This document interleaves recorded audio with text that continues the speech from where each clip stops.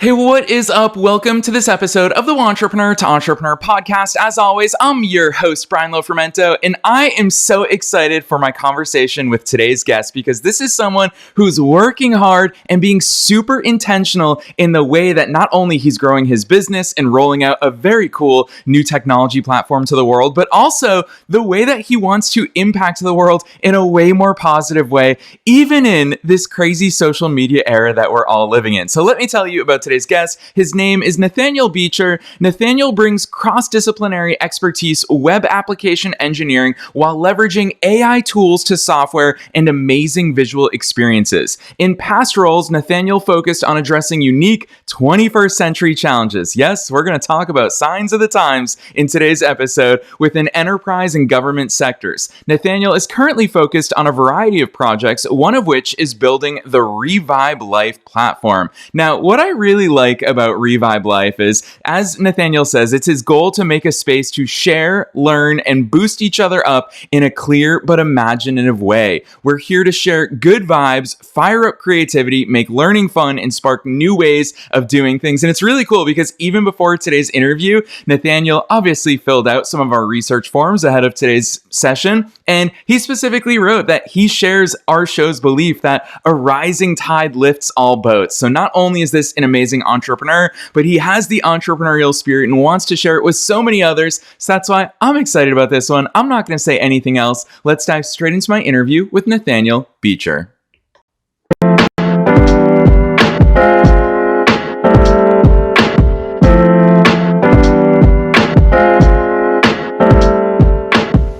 All right, Nathaniel, I'm so excited that you're here with us today. First things first, welcome to the show.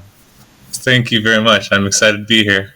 Heck yeah. Well, I will say, knowing that you've got some very cool tech skills that you can build new things and put them into the world, I'm excited to learn from you today. But first things first, you've got to take us beyond the bio. Who's Nathaniel? How'd you start doing all these cool things? That's a great question. I didn't study programming to begin with, so I'm a very passionate person when it comes to learning and expanding our limits as what we can do. I studied graphic design in college. So I started to approach web technology as one of the Adobe things that are at the bottom. Like, a lot of artists say that they can't code, but I would encourage them to at least give Dreamweaver a try, because that's how I started.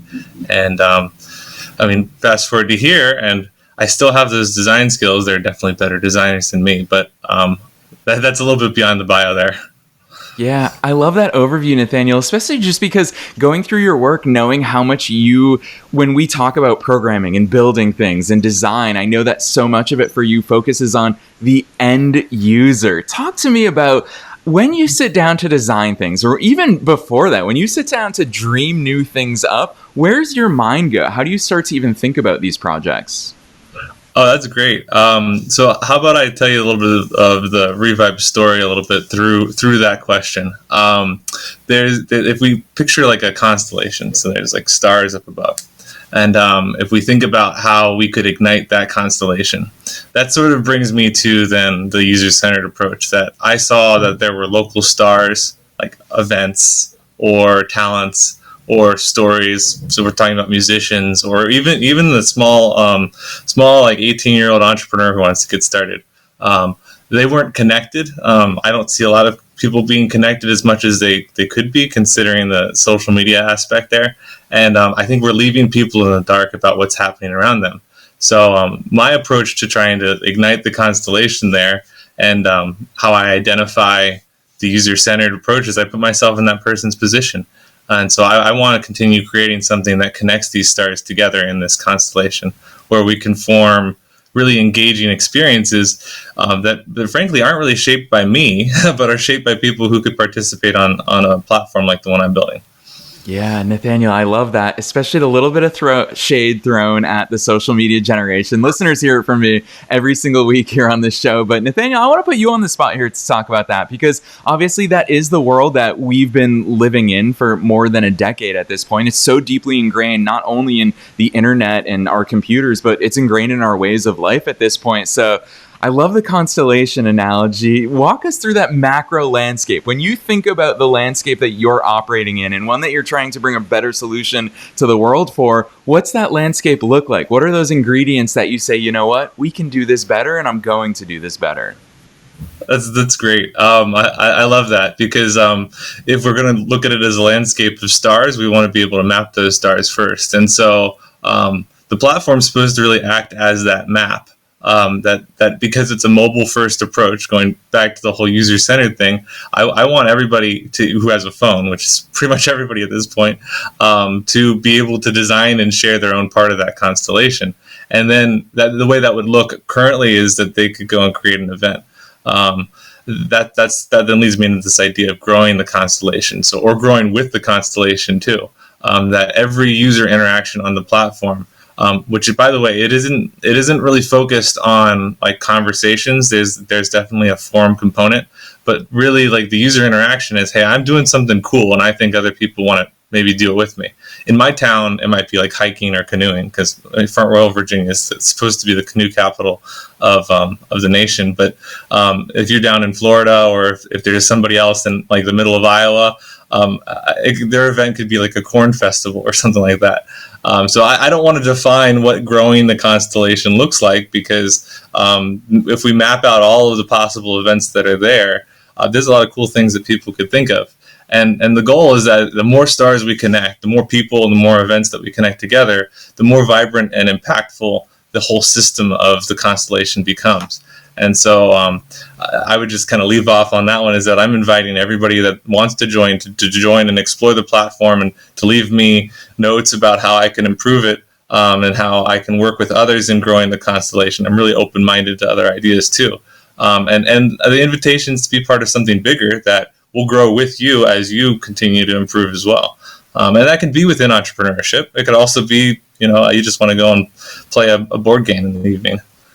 Yeah, Nathaniel, I'll say this publicly. Part of what I really admire, not only about your business and the way that you're growing it, but also just about your entrepreneurial mindset, is the fact that you've already said it in our conversation here today, which is you don't want it to be focused around you. You don't want to be at the center of this solar system, so to speak. You genuinely want all of the stars to shine in the sky as they do, and you hope that they all connect in that fashion. Obviously, that leads us to the network effect of, we've heard so many successful business case studies. Like when Uber was launching, they had to both attract drivers to the platform as well as end users, the riders, so that you have both of them on the platform so that it can actually flourish. And Uber is just the platform that creates all of these possibilities and the connections. Talk to me about that with your business and strategic mind or hat on. How do you navigate those waters of saying, okay, what am I going to do to get that sort of critical mass so that this system, so that all Revibe has a life of its own? Oh yeah, I would say that part of my strongest advice that I would give to anybody in my position is to make the milestones. Like, we want to say, the whole constellation, but make them as small as you can. And this is kind of what I learned from doing software, is that if you can iterate on the smallest milestones and those smallest pieces of work are still functional, it kind of doesn't matter as much if you didn't succeed that time, because then you still have a little piece of an artifact that you can put together the next time you try it and the next time you try it. And I think this is where I've heard people talk about the law of large numbers, and there's almost like a law of large attempts here, that if you have 100 small milestones, that you learned something in each of those, or you had something that you could kind of take as like a keychain on your vacation, or to bring in the all boats rising, all tides kind of thing. If you do it with more people, everybody brings back a keychain, or my example, a constellation of milestones. But then you can zoom out and you can say, wow, I didn't realize I did that much. So I've been kind of iterating on the Revibe idea. This isn't even what you're looking at now. If you go visit the site, it's like this is probably the third or the fourth iteration of it. Although this is the first time I'm able to talk with a great audience like yours. Yeah, I really appreciate that. And trust me, our audience loves these entrepreneurial stories at all different stages. And it is cool seeing that. But I want to go into the name because it's something that stood out to our team. Obviously, we reached out. We invited you to come on the show because we love the work that you're doing. Revibe, right there in the name. I know that vibes are so important to you. They're very important to us behind the scenes at this show. Talk to us about why that made its way into your name and how it factors so much into the view of the world that you have of sharing good vibes? Oh yeah, absolutely. Good question. I think the idea of a vibe has been in our culture for at least 100 years. And then it's definitely in our meme culture now, where vibing is a thing. And so I have a preference of good vibes and good vibing. And then the idea of revibing fit nicely with the idea of refreshing. In other words, if I'm not like feeling super great on a day, like I can take a nap, or I can eat some food, or I can go exercise, or do other things that are pretty guaranteed to improve my vibe. And so that's kind of like a personal reviving approach. But in that larger constellation of things, like and I like to try to focus on what's working instead of saying what's not working. But yeah, a lot of social media could be improved, and it would be nice to revive the social media presence as well. So that's kind of how I got towards the name. And then the other interesting thing that's happened is when sometimes people don't really understand exactly what a vibe is. If it's an older generation that's curious about it, they'll end up saying revive. And so that's kind of a nice play on words too, is that we want to revive our life a little bit, especially with all the exciting and novel events going on.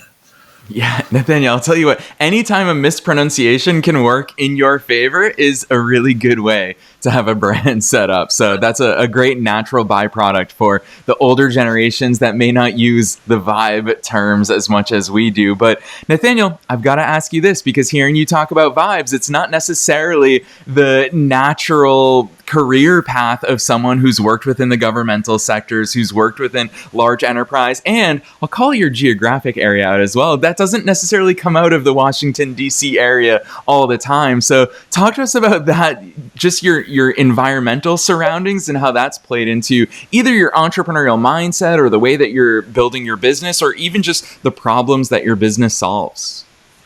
Yeah, and I would still emphasize I do not have it all figured out. So my business is iterating, like I was saying before.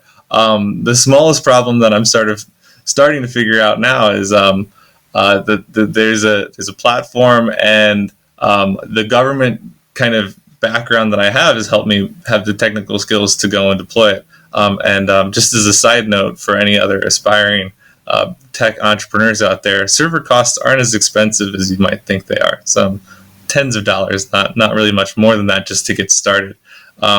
So like I do just another more like tip that, because I think it's important to point out that like an AWS environment has like, you know, a small instance. It's still technical here, but like an EC2 instance can be pretty tiny. So this is something that somebody who's very excited about it, I'm sure they could figure out how to write down the cost analysis there.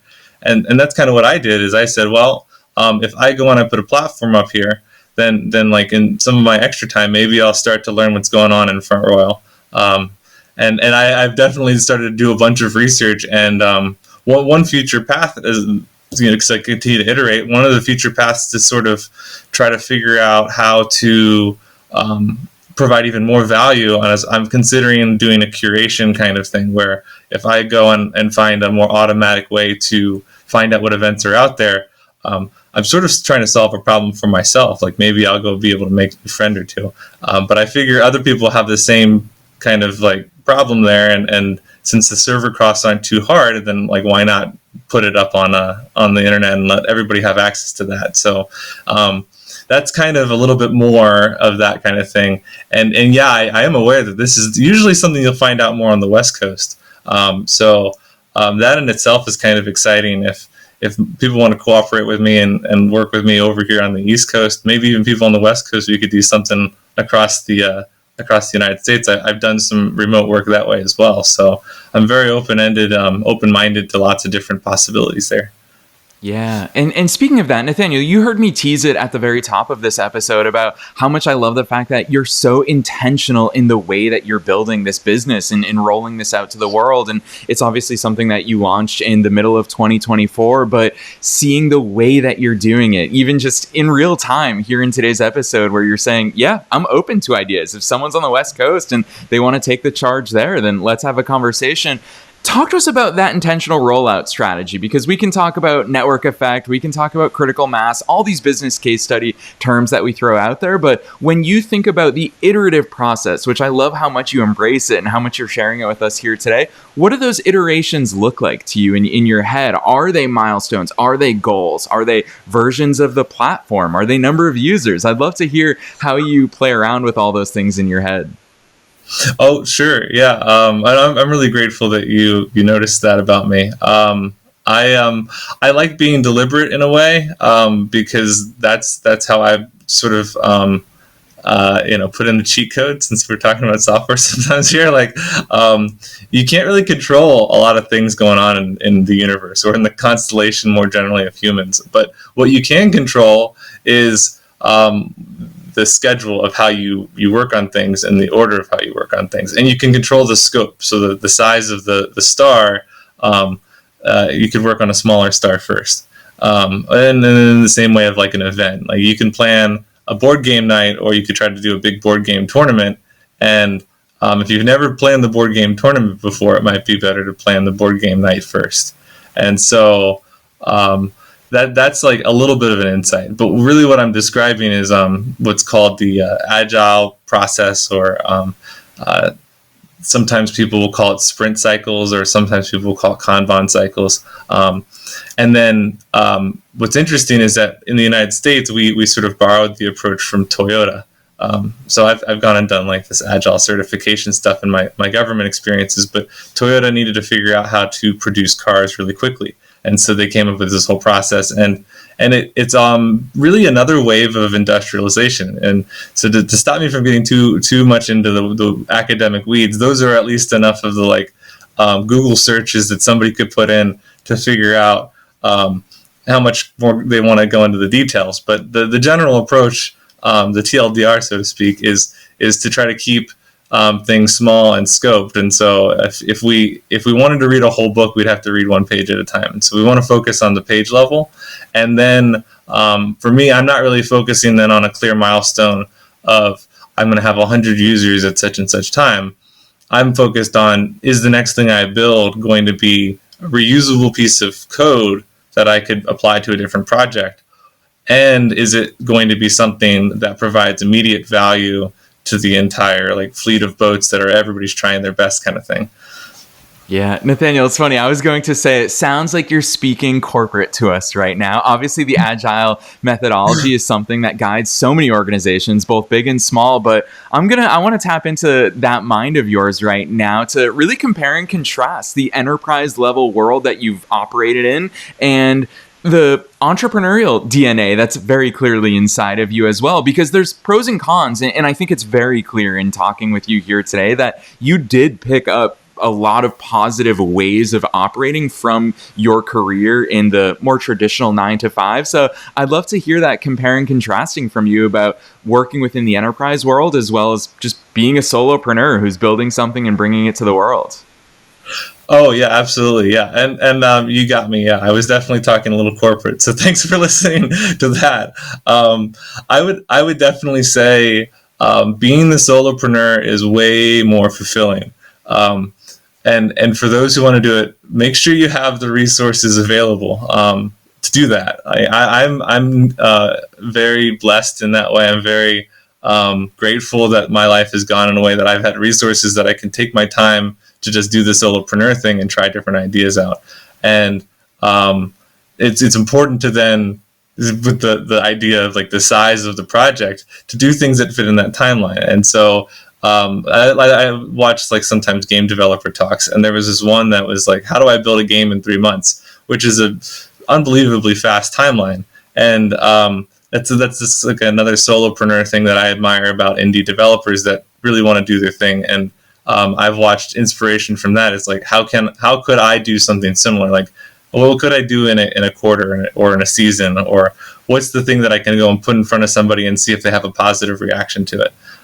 So to compare and contrast, in the government world, you might write some software and you might not actually get it shipped for a year or 2 years or longer. And so it's definitely more fulfilling to have that quicker feedback loop. And I'm going to try to continue to do the solopreneur stuff as long as I can. Yeah, Nathaniel, listeners know this. Quarters are my love language. I believe that in 90 days, we can accomplish so much with consistency and discipline and intentionality. So, yeah, totally with you there. I want to ask you this. I actually so rarely have asked this question in over 1,000 episodes of this show's history, but just hearing the way that your mind works, it's really making me want to ask you specifically this question. And that is, what made you actually say, now's the time? You talk about having the resources, you talk about having the experience, and obviously picking up so many things along the way. And I would argue that most office workers countrywide, worldwide, have some sort of an entrepreneurial idea in them. Some of them are far-fetched, some of them are just for fun, some of them are just imagining, would life be easier if I just opened up a laundromat or a car wash? Probably a lot of people have these entrepreneurial thoughts, but Nathaniel, you one day said, I'm going to do this. What did that day look like? What was that catalyst that actually sparked you from idea to action? That's a great question. And I hope that the answer I'm about to give, resonates with people. I'm going to be a little vulnerable here. I was sort of like in a Sun Tzu kind of position where my back was against the wall. I had sort of burnt out from working in the government world. And I was taking some time off to figure out what the next step was.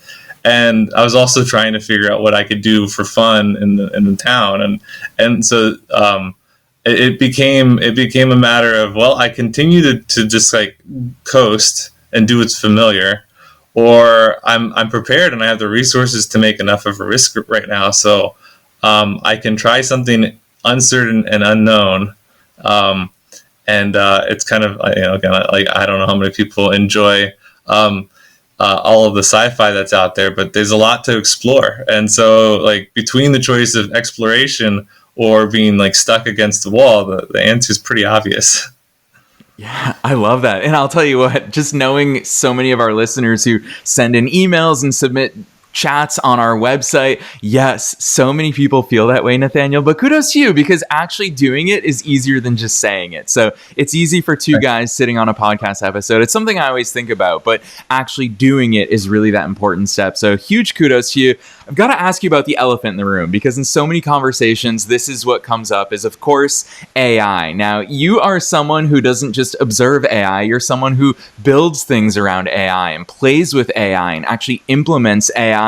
Talk to us. And this is a double-pronged question, because I want to hear from your perspective what that greater AI landscape looks like from your vantage point, but also how it's playing into, because you're talking about bringing real-life people together in real life to do real-life things. How's AI? What's its role in all of that as well? Yeah, another great question. So far, AI is something that I've sort of played around with. Yep. I've used it to help me come up with microcopy. I've used it to help me generate like some assets. So I've got about 200 or so like images that are default images as stock images that people could use to associate with their events. And I didn't go and hire a designer or something to do that. Now I bet like as AI gets better, I see it as something that would co-evolve with humans. In other words, somebody who's a better designer than me could go and use AI to do a very like collaborative process. And so then I also used DALL-E to generate the images, and then I've used Runway ML to then take those images and turn them into 4-second clips. And then in the same way that I co-evolve with the AI in that way, I'm able to then write a Python script that can like reverse it. So I'm creating this kind of like loop that goes back and forth. And I think the possibilities are really open to what we could do with the technology. I'm excited to see what other people want to do with it. I kind of think that the best thing that we could focus on is to kind of view it as more of like if you know like Inspector Gadget. Like if AI has all of the gadgets that he has, if we figure out how to use all of them, life can get a lot easier, I think. Yeah, for sure. It's something that we all experience as business owners. Like you said, I mean, even just small instances of copy or image generation. Nathaniel, you and I are certainly not artists by trade, but we now have the ability to create art in its different things. If we can dream it, we can do it with a lot of these tools. So it is really cool, the possibilities there. Talk to me about the real world implications in connecting people. We've had a few guests on that are actually incorporating AI to bring humans together, as opposed to, I know a lot of the mainstream media, I'm going to throw a little bit of shade there as well, as that they say it's going to replace people or it's going to drive people even further apart, like social media has had a tendency of doing in the past when so many people have their eyes on their phones. But I also think that AI can help us brainstorm. If you and I are sitting there saying, what games should we try out? We don't know what we don't know, and AI can expand our thinking and our brainstorming. What ways do you see it? Obviously, Revibe is an ongoing iterative platform that you're always building new features in. Where does AI play into that feature roadmap of bringing people together? Sure. Yeah. One big thing is, and since I'm here, I think I'm going to share my opinion about AI. Is that we've really had it for at least 50 years, if not like longer. The second kind of thing is that like our economy kind of acts like an AI. Like nobody's really in control of it. There are definitely people who have more power than others, but like I studied a few political economy classes, and so. In the way that we can kind of harness the network effects, we can sort of harness AI to do that connective process too. And so I can tell you with Revibe, if I could gather a bunch of events, let's say like a lot of board game events, because I keep coming back to that one, or maybe a lot of hiking events, or if you're a listener in the middle of farm agriculture land, maybe there's a lot of corn festivals or things like that. Like I have a family that grew up in Boone, Iowa, so the corn and beans were kind of a thing. And if somebody was interested in one event, like let's say that I'm interested in a certain kind of board game night, then AI could recommend a different event to me. And so AI could do that even without like GPT or LLMs or things like that. AI was already doing kind of the recommendation stuff, and we're kind of familiar with it already. If you're familiar with YouTube, if people are listening to this on YouTube, this video may have actually shown up because you watched something else about a topic that I'm talking about with Brian. And so we can use AI algorithms like that. I'd like to do something like that in Revive in the future. But then the idea is to use the technology responsibly, and I think also to be more transparent about what the technology actually looks like. So it would be nice if I could understand, why I was recommended a video on YouTube. And I've tried to search through YouTube's policies, and I still don't really understand exactly how that works. Although I do notice, back to that whole constellation example, that I'm probably like watching something that's in this side of the cluster instead of on this side of the cluster. And for the audio listeners, I'm just pointing to both sides of the screen. So that those are my initial thoughts on AI, but I could talk about that for hours. Yeah, Nathaniel, I do appreciate hearing those insights. And also, I've never pointed this out on the air. I'm going to break the fourth wall a bit here. But listeners, the fact that Nathaniel even showcased right there that he thinks about what medium you're listening to this episode on. Obviously, 99% of you are listening audio only, but Nathaniel and I can see each other on video. And some of you may be watching the video. Nathaniel, the fact that you thought about the listeners in that moment, the way that you present that, I think speaks volumes about the way that you operate as an entrepreneur. So I so respect that. And along those lines, I do want to ask you this while we're here on the air, because I know it's something that you and I talked about before we got together today, about the fact that you're excited about our community, about your audience, about anyone who joins the Revibe Life community in the way that you're doing things, that you want them to be a part of the way that it is grown, the way that it is developed. Talk to us about that collaborative and really interactive way of bringing Revibe to the world, because it's something that as a content creator, we always tell listeners, email us, reach out to us, go to our website. But so few people take us up on that. But it really is important to better shape our content so that we can better serve people. So I'd love to hear, with your CEO's hat on, about the collaborative approach that you're taking to Revibe. Sure. Yeah. I think there's a general consensus in our our society about ads. And to leave it simple, I would never want to have ads on Revibe. And the Revibe Life platform, it's like, again, if I'm trying to revive things, the old vibe is to have ads. The new vibe should be different.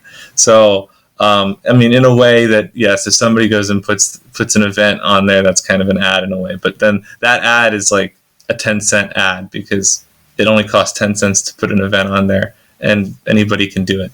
And so there's no like smoke and mirrors effect. There's no like psychographic approach right now. I don't expect to do a psychographic kind of ad serving.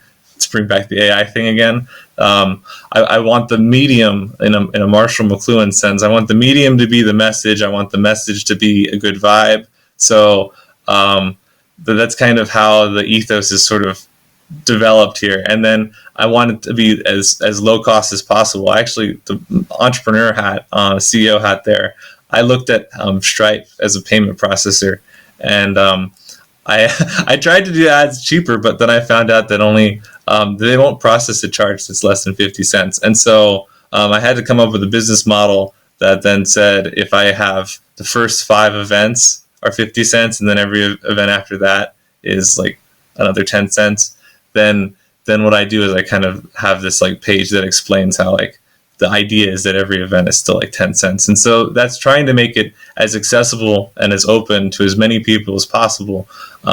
Because in my experiences, I've known that while I have my contributions and I'm smart, I think there are a lot of other really, really brilliant people out there that can probably think of a better way to do things than me. And so this is just, again, like my iteration of a small scope that I could put out there to try to make the constellation a little bit brighter for people. Yes, Nathaniel, you are preaching to the choir here. Down with ads. Honestly, it's why listeners have come to know and love this show over more than 1,000 episodes at this point, is because we've never had an ad, Nathaniel, and long may that continue. I'm so committed to staying away from that structure because, as you're right, it's not good for any consumer of this content. And so I think that we should let the content shine, these real life entrepreneurial conversations, which is why we're so grateful for guests like you coming on here and so transparently and vulnerably just sharing the real stuff with us. So with that in mind, I have had so much fun interacting with you, but I selfishly want to squeeze in 2 more questions with you here today because I want to hear even more about the way that your mind works. I so respect and admire the way that you operate. So that first question is, I'm of the firm belief, and I'm biased because I'm a marketer at heart, I'm of the firm belief that every single entrepreneur has the obligation to become a good marketer, because if you have something good, which you are a great example that you do, then you have an obligation to get it in front of as many people as possible. And so I view every entrepreneur and business owner also as a marketer. But I also recognize that we are also our accountants and we are also our strategists. And in your case, you are also your back-end developer, your front-end developer. There's so many different pieces to running a company, especially a tech company like yours. So it's a loaded question to ask you, where does your mind go? What are your obligations as the person who's building and deploying this to the world? Is that, do you view yourself as a tech leader? Do you view yourself as a marketer, as a salesperson? What are the different roles that when you wake up, you say, you know what, I've got to get amazing at this and I really need to focus on this today or this week or this month? Yeah, it is sort of like what you said at the end there. I've got to figure out how to get amazing at this. And here's my timeline to do it. That doesn't really fit neatly into one box, does it? I think I would answer it like this. Like I believe I have a duty, like what you said, an obligation to take good ideas and to share them with as many people as possible, and to do so in like, for my background, I'm very mission oriented.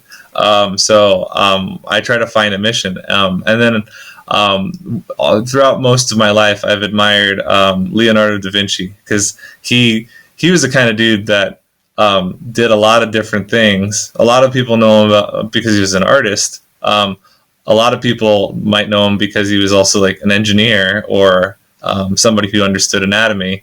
And he ended up having just this exciting life, doing lots of different things. And so sometimes people call that a polymath.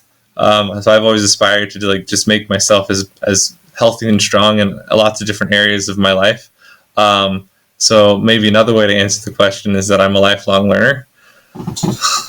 Yeah, I love that. I'll tell you what, polymath is a term that I was actually introduced to from some of our listeners who emailed in saying we'd love to hear from fellow polymaths, because I think it is typical within the entrepreneurial world, and that lifelong pursuit of learning and mastery. Those are things that we all love as entrepreneurs. So Nathaniel, I've loved hearing these insights. The last question that I always love asking, super broad, you can take in any direction that you want, and that is, what's your one best piece of advice? The one takeaway, knowing that we talked about so many real life things, entrepreneur to entrepreneur, but also specifically hearing about the way that you're growing your business. What's that one thing that you want to impart on our listeners, knowing that they're at all different stages of their entrepreneurial journeys?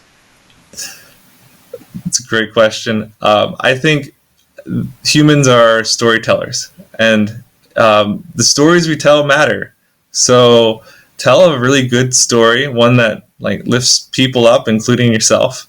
Tell one that makes you stronger and healthier and happier, and tell one that resonates with what your gut instincts are. So in my case, if my gut instincts are that let's make a really great constellation full of happy, healthy humans, that's one that really resonates me. So tell a good story. Boom. Nathaniel, we talk about storytelling a lot in the world of marketing and business, but I love how you also emphasize tell yourself a good story. That is powerful advice, and I so appreciate you laying that on our listeners here today. So you've got an obligation now to drop some links on us. I know that listeners will be super keen to check out all the great things that you're building, and also I want to emphasize to be a part of it, to help shape it in all of the ways it's going to iterate and expand in the future. So Nathaniel, drop those links on us. Where should listeners go from here? Well, I would encourage people to navigate Revibe Life as a platform and provide some feedback of how I can make it easier. The Revibe Life domain name is just that. It's revibe.life. So REVIBE.life is a top-level domain name, so .life. And you don't have to have an account. I've already gotten feedback since I originally started. You don't have to have an account. It is free to kind of view what's on there.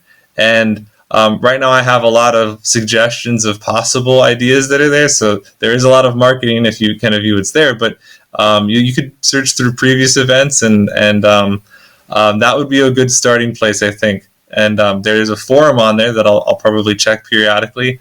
If people leave comments and want to communicate with each other, I would say that would be a good second place to start. Yes, listeners, you already know the drill. We're making it as easy as possible for you to find that link down below in the show notes, no matter where it is that you're tuning into today's episode. But Nathaniel makes it super easy for you. It's revibe.life. You can click right on through down below in the show notes. Nathaniel, on behalf of myself and all the listeners worldwide, thanks so much for coming on the show today. Thank you.